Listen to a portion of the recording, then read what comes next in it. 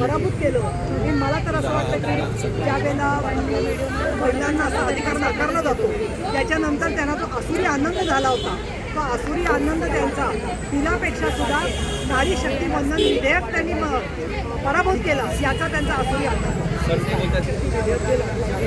त्याला 2024च्या निवडणुकांमध्ये ते लागू करण्याची त्यांची भूमिका होती तर त्यांनी ते सभागृहात मांडायला पाहिजे होतं, त्याच्यासाठी आग्रह करायला पाहिजे होता.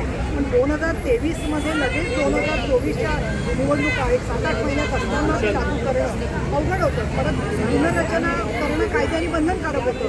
या पार्श्वभूमीवरती सरकारने जेव्हा निर्णय घेतला तेव्हा त्यांनी श्रेय घेतलं आणि आता ते प्रत्यक्षात होऊ द्यायचं नाही.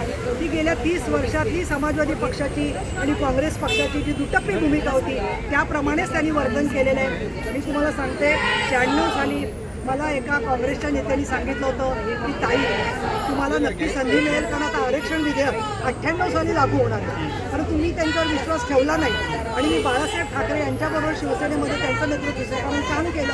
आता 4 वेळा मी आमदार झाले तरी ते आरक्षण येत नाही आहे. त्यामुळे मला काय वाटतं लबाडाचं वरचं जेवण असं हे त्यांच्या काँग्रेसची भूमिका.